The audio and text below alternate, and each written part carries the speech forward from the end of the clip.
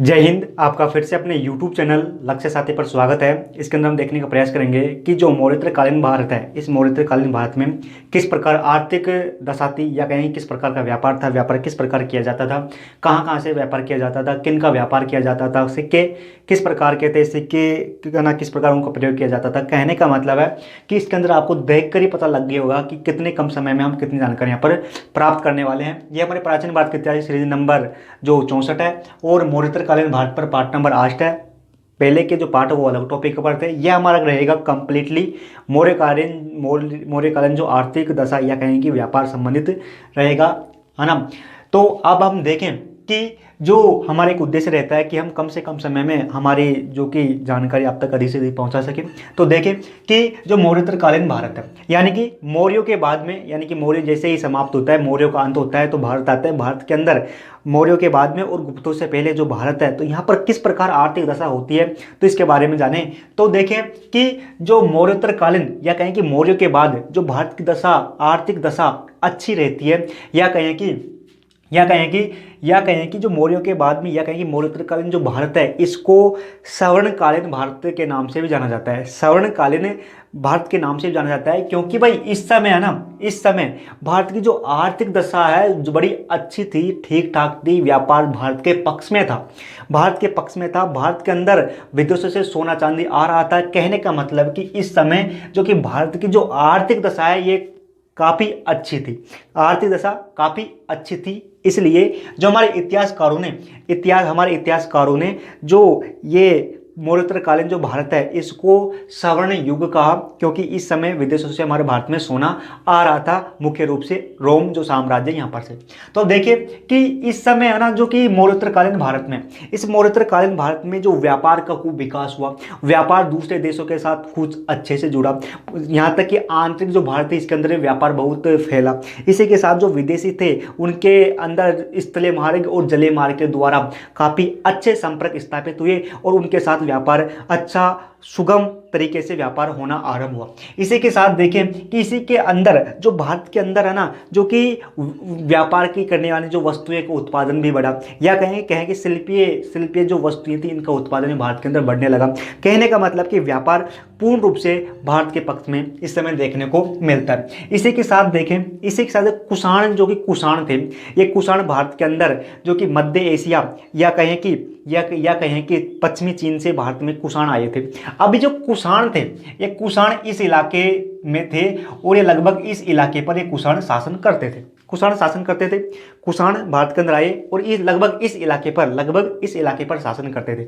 अब यहाँ पर जो चीन है, इस चीन से लेकर और जो रोमन एम्पायर है, यूरोप के अंदर जो रोमन एम्पायर था, तो चीन से लेकर है ना मध्य एशिया में आकर डायरेक्ट जो रोमन एम्पायर है, रोमन साम्राज्य या कहें कि यूरोप है, यहाँ पर एक स्थलीय मार्ग जाता था जिसको सिल्क रूट कहा जाता था। सिल्क रूट, इसी को हम रेशम मार्ग भी कहते हैं, जो कि चीन से लेकर जो कि रोम है यहाँ तक एक मार्ग जाता था उस समय, जिसको कहा गया रेशम मार्ग या कहें कि सिल्क रूट इसलिए पड़ा कि यहाँ से चीन का जो रेशम है, इस रेशम को यहाँ पर भेजा जाता था, चीन के रेशम को यहाँ पर भेजा जाता था, जो कि उस समय या कहें कि उस समय का सबसे प्रमुख या कहें कि व्यापार की दृष्टि से बहुत महत्वपूर्ण ये मार्ग था। लेकिन हमने कहा कि इस समय जो कुषाण शासक है, इन कुषाण शासकों ने इन इलाकों पर क्या कर लिया, अपना अधिकार कर लिया और इन्होंने भारत में अपना साम्राज्य स्थापित कर लिया। जैसे ही इन इलाकों पर अधिकार किया तो जो ये रेशम मार्ग है ना, इस रेशम मार्ग पर कुषाणों ने अपना अधिकार स्थापित कर लिया, जिससे भारत को फायदा क्या हुआ कि जो ये रेशम मार्ग है, इस रेशम मार्ग का जो कि भारत के पक्ष में उपयोग किया गया। जैसे कि अब चीन का और जो रोमन एम्पायर है इनका संपर्क टूट गया, तो भारतीय व्यापारी जो चीन है, इस चीन से रेशम खरीदा करते थे। साथ ही चीन से रेशम खरीदे भारतीय व्यापारी ने और भारतीय व्यापारी चीन से रेशम खरीद कर जो कि इस रोमन एम्पायर या कहीं रोम में उसका निर्यात कर देते थे। यानी कि जो भारतीय व्यापारी है में वे भारतीय व्यापारी मध्यस्थता की भूमिका निभाने लगे। चीन से रेशम खरीदा और जो रोमन एम्पायर में जाकर वो बेच देते थे, जिससे भारत को बड़ा मुनाफा हुआ। भारत को क्या हुआ? बड़ा मुनाफा हुआ। अब देखें कि लगभग जो कि 27-28 ईस्वी में, लगभग 27-28 ईस्वी में जो कि रोम का एक, या कहें कि रोम का एक शासक था जिसका नाम आगस्ट आना, और लगभग 120 ईस्वी में रोम का एक शासक था जिसका नाम है ट्रास्ट। रोम का शासक आगस्त और रोम का शासक है ट्रास्ट। इनके अंदर जो कि भारतीय, जो कि दक्षिण के अंदर पांड्य जो राज्य थे, इन पांड्य राजाओं ने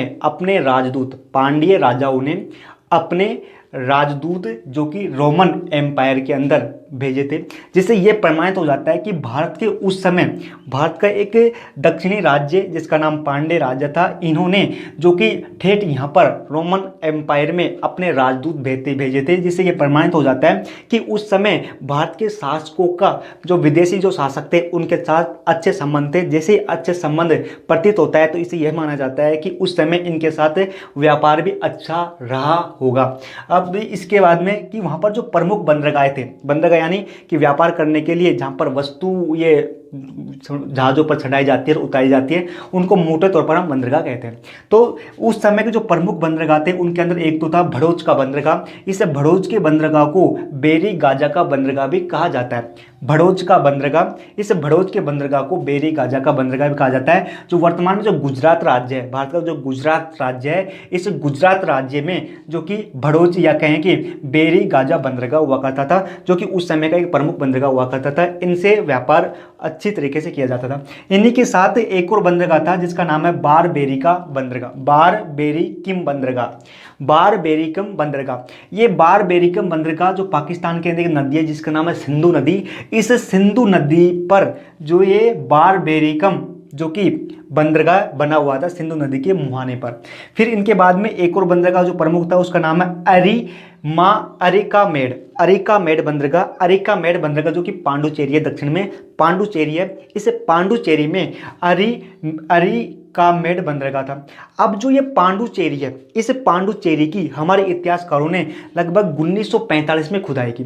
जो पांडुचेरी है, इस पांडुचेरी के अंदर हमारे इतिहासकारों ने 1954 में खुदाई की। तो हमारे इतिहासकारों को यहाँ पर पांडुचेरी में जो रोमन बस्तियां हैं, इन रोमन बस्तियों का साक्ष्य मिला। तो इसे कहीं ना कहीं प्रमाणित हो जाता है कि रोमन की जो व्यापारी है वो भी भारत के साथ व्यापार करने के लिए आते थे। इसी के साथ देखें कि इस समय जो व्यापार था, इन जो विदेशों के साथ व्यापार किया जाता था, तो यह व्यापार पूर्ण रूप से भारत के पक्ष में था। इसी के साथ देखें कि चीन के साथ जो कि चीन के साथ भी व्यापार बड़े ठीक ठाक चल रहा था, या कहें कि उन्नत अवस्था में था। इसी के साथ कि जो कि रोमन एम्पायर है, यूरोप के अंदर रोमन एम्पायर है। अब इस रोम में उस समय भारत के जो मसाले थे, जो कि भारत के जो दक्षिण भारत के अंदर मसाले थे, इन मसालों की मांग जो कि रोम के अंदर बहुत अधिक थी, इसलिए भी यहाँ पर इन दोनों के मध्य व्यापार में काफ़ी बढ़ोतरी देखने को मिली। इसी के साथ देखिए कि जो भारत के उस समय के जो उद्योग थे, उस समय भारत के जो प्रमुख उद्योग थे वो तो जैसे कि वस्त्र उद्योग उस समय भारत का प्रमुख उद्योग हुआ करता था, जिसके अंदर बनारस का मलमल का कपड़ा बहुत ही फेमस माना जाता था। जो कि वस्त्र उद्योग के प्रमुख केंद्र है मथुरा, यूपी के अंदर मथुरा। इसी के साथ मध्य नगरी जो राजस्थान है, इस राजस्थान के अंदर आज का जो चित्तौड़गढ़ है, इस चित्तौड़गढ़ को उस समय मध्य नगरी के नाम से जाना जाता था। यह भी वस्त्र उद्योग का केंद्र था। इसी के साथ अरिकामेड जो कि पांडुचेरी में, इसी के साथ उरैयर जो कि वस्त्र उद्योग के प्रमुख केंद्र थे। फिर जो दूसरा प्रमुख उद्योग था वह लोहा उद्योग या कहेंगे इस्पात उद्योग। तो लोहा उद्योग के जो केंद्र थे वो है करीमनगर जो कि आज का जो आंध्र प्रदेश है, इस आंध्र प्रदेश में करीमनगर जो कि हुआ करता जो कोई लोहा के लिए एक प्रसिद्ध उद्योग था। इसी के साथ नालकोंडा जो कि नालकोंडा भी आंध्र प्रदेश के अंदर हुआ करता था। और मगध और कलिंग, हमने देखा था कि मगध का उत्थान का कारण ही जो कि लोहा उद्योग था, तो मगध के अंदर भी लोहा उद्योग बड़ा फेमस था। और साथ ही जो कलिंग है मगध के पास उड़ीसा में, यहाँ पर भी लोहा उद्योग बड़ा जो कि फेमस देखने को मिलता है। इसी के साथ जो प्रमुख दूसरा उद्योग था वो था सीसा उद्योग। उस समय भारत के अंदर सीसा उद्योग भी काफ़ी उन्नत अवस्था में था। इसके प्रमुख केंद्र थे जैसे कि कोडापुर जो कि आज का जो हैदराबाद है, इस हैदराबाद में कोडापुर नामक स्थान था। साथ ही जो तक्षशिला है, आज का जो पाकिस्तान गंधार की राजधानी तक्षशिला थी, इस तक्षशिला में भी जो कि लोहा उद्योग जो कि काफ़ी उन्नत अवस्था में था। इसी के साथ जो मौर्यों, अब इसी समय जो कि उत्तर भारत में है ना, उत्तर भारत में जो कि आंतरिक स्थल मार्ग जो कि मौर्यों के समय काफ़ी जो कि विकसित हो गए थे, लेकिन जो दक्षिण भारत है, इस दक्षिण भारत में स्थलीय मार्गों का विकास मौर्य के बाद या कहें कि मौर्योत्तरकालीन भारत में अधिक देखने को मिलता है। इसी के साथ अन्य उद्योग थे यहाँ पर, जैसे कि हीरा उद्योग। तो उस समय हीरा उद्योग की जो प्रमुख केंद्र थे वो था एक तो कौशल, जो कि उत्तर प्रदेश के अंदर जो अवध है, इस अवध के अंदर कौशल था। इसी के साथ जो बिंद्रव है, बिंद्रव जो कि महाराष्ट्र के अंदर बिंद्रव स्थान है, इस बिंद्रव स्थान पर भी हीरा उद्योग जो कि अच्छा था। इसी के साथ जो उड़ीसा के अंदर कलिंग है, इस कलिंग के अंदर भी जो कि वह जो कि हीरा उद्योग का केंद्र हुआ करता था। जो कि नमक उद्योग के पंजाब गुजरात के केंद्र थे। इसी के साथ जो मसाला उद्योग है, मसाला उद्योग के दक्षिण के अंदर हुआ करता था। और सोना, अब सोना के उद्योग के देखें कि उस समय जो कि कुषाण शासक थे, कुषाण शासकों ने भारत पर कब्जा किया। इसी के साथ जो कि मध्य एशिया या कहेंगे पश्चिमी चीन, यहाँ पर भी उसका अधिकार था। तो यहाँ पर मध्य जो एशिया है, इस मध्य एशिया में जो कि क्या है कि अल्ताई पहाड़ियाँ हैं, अल्ताई पहाड़ियाँ मध्य एशिया में अल्ताई पहाड़ियाँ हैं। इन अल्ताई पहाड़ियों में सोना मिलता था। तो यहाँ से जो कि कुषाण शासक सोना लेकर आते थे, या कहें कि यहाँ का प्रमुख जो कि वहाँ से सोना आता था। इसी के साथ देखें सिक्के, उस समय भारत के जो सिक्के देखें, या कहें कि उस समय जो व्यापार के लिए जो कि अंतर्राष्ट्रीय व्यापार या राष्ट्रीय व्यापार दोनों के लिए सिक्के का प्रचलन हो गया था। यानी कि व्यापार सिक्कों में किया जाता था। यानी कि भारत से वस्तुएं जो कि रोम में भेजी जाती थी, रोमन एम्पायर में, रोमन एम्पायर से भारत के अंदर सिक्के आते थे सोने और चांदी के।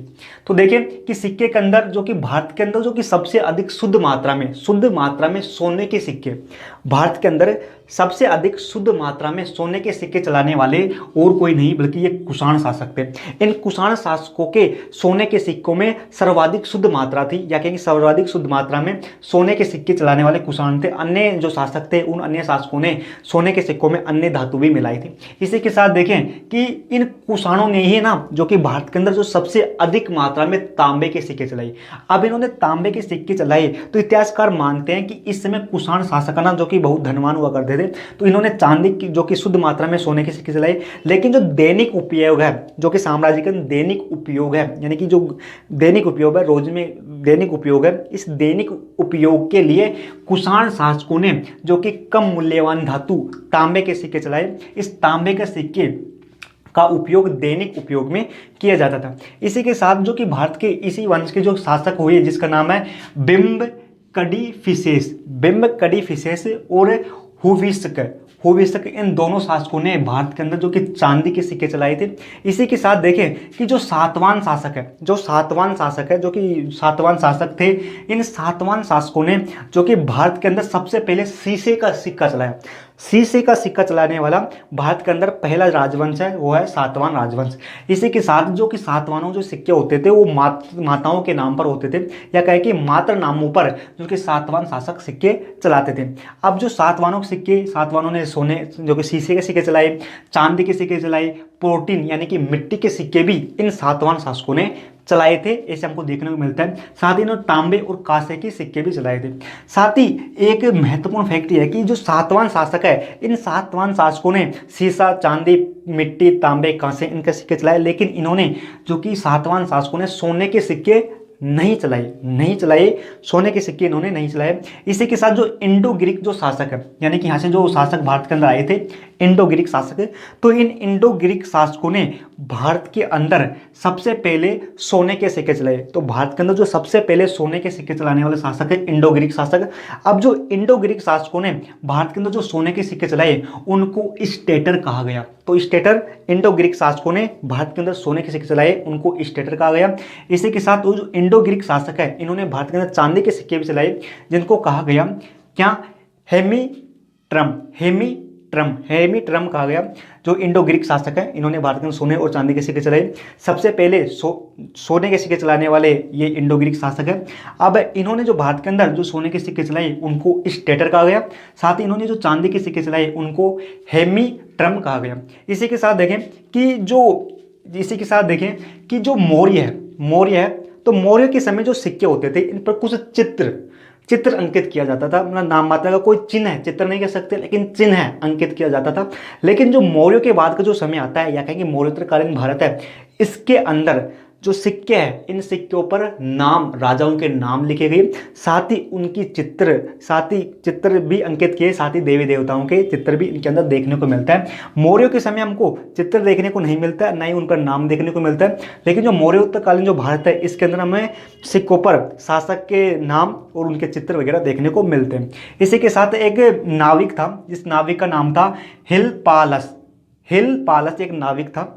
इस हिलपालस ने जो अरब सागर है, इस अरब सागर में जो मानसूनी हवाएं चलती थी, इन मानसूनी हवाओं की जानकारी दी, जिससे क्या हुआ कि इसके अंदर भी व्यापार करना आसान हुआ, सुगम हुआ। इसी के साथ जो दक्षिण, अब जो उत्तर का जो भारत है, इस उत्तर के भारत जो व्यापारी है, वे व्यापारी जो इस सिल्क रोड के माध्यम से व्यापार कर लेते थे, है ना। यहाँ पर जो रोमन एम्पायर है, उत्तर भारत के व्यापारी, जो उत्तर भारत के व्यापारी सिल्क रोड से व्यापार कर लेते थे। लेकिन जो दक्षिण भारत की व्यापारी है, ये दक्षिण भारत के व्यापारी जो कि अरब सागर है, इस अरब सागर में बंदरगाहों के माध्यम से जाते थे, फिर इस अरब सागर के सहारे फिर लाल सागर में जाते थे। लाल सागर में जाने के बाद में वो रोमन एम्पायर में चले जाते थे और उनके साथ व्यापार करते थे। अब जो ये व्यापार है, इनसे देखने को मिलता है कि जो रोमन एम्पायर है, इस रोमन एम्पायर का जो पूरी भाग है, ये पूरी भाग पूर्ण रूप से भारत में निर्मित विलासिता, यानी कि दैनिक जीवन में काम आने वाली वस्तुएं, जो कि भारत में निर्मित वस्तुओं पर निर्भर था। तो यहाँ पर अधिकतर दैनिक जीवन में प्रयोग की जाने विलासिता की वस्तुओं भारत से जाती थी। इसी के साथ एक इतिहासकार हुआ है जिसका नाम है पेरिप्लस, है ना, नहीं एक जो कि एक पेरिप्लस ऑफ दी एरिकान सी। इसके अंदर हमको देखने को मिलता है कि उस समय भारत कौन कौन से सामानों का व्यापार करता था। इसके अंदर हमको ये बुक है, इसके अंदर हमको जानकारी देखने को मिलती है, पेरिप्लस ऑफ दी एरिकन सी। तो इसी के साथ इसके अंदर देखने को मिलता है कि जो रोमन एम्पायर है, भारत यहाँ से अपनी वस्तु यहाँ पर ले जाता था, लेने के बाद में ले जाकर इनका निर्यात करता था। इनके बदले यहाँ से भारत के अंदर सोना और चांदी के सिक्के आते थे, बदले में भारत व्यापार करता था, बदले में सोने और चांदी के सिक्के भारत के अंदर आते थे।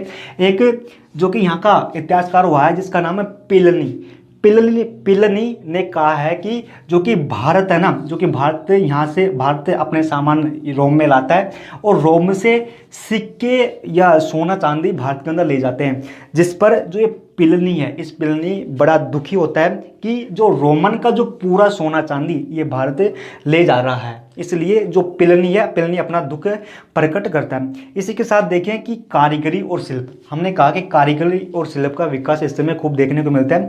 तो देखें कि दूसरी शताब्दी ईस्वी पूर्व एक बौद्ध ग्रंथ की एक रचना है जिसका नाम है महावस्तु। अब इस महावस्तु में जो राजगिरी है, साम्राज्य की राजधानी राजगिरी, इस राजगिरी में 36 प्रकार के शिल्प या कहें कि उत्पादन करने वाले संगठन या कहेंगे शिल्प देखने को मिलते हैं। इसी के साथ एक और जो कि रचना है जिसका नाम मिलिंद पन्ह में हमको 75 प्रकार के व्यवसाय भारत के अंदर देखने को मिलता है, जिसमें से केवल 60 व्यवसाय जो कि शिल्प उद्योग से संबंधित थे। इसी के साथ कि जो कि शिल्प थे, ये शिल्प अपनी एक श्रेणी बना लेते थे, यानी कि शिल्प है जो कि एक जैसे कार्य करने वाले लोग व्यापारी अपनी एक श्रेणी बना लेते थे। श्रेणी बनाने के बाद में एक बड़ी हो जाती थी जो कि बड़ी धनवान होती थी। इन्होंने जो कि नगरों के अंदर अपने सिक्के बिछलाए, जो श्रेणी होती थी, मुख्य काम तो सिक्के बनाना राजा कार्य था, लेकिन जो शिल्प श्रेणी थी, इन श्रेणी ने भी जो कि नगरों के अंदर सिक्के चलाने का कार्य किया। इसी के साथ इनकी जो सभा थी, शिल्प श्रेणी की जो सभा थी, उसको निगम सभा भी कहा जाता था। तो इसके अंदर हमने देखने का प्रयास किया जो कि भारत के अंदर मौर्योत्तरकालीन आर्थिक स्थिति या कहेंगे व्यापार, सिक्के वगैरह वगैरह। अब हमारी जो अगली सीरीज आएगी उसके अंदर हम देखेंगे मौर्योत्तरकालीन जो भारत है, इस मौर्योत्तरकालीन भारत में धर्म या कहेंगे समाज किस प्रकार का था। फिर मिलते हैं, जय हिंद।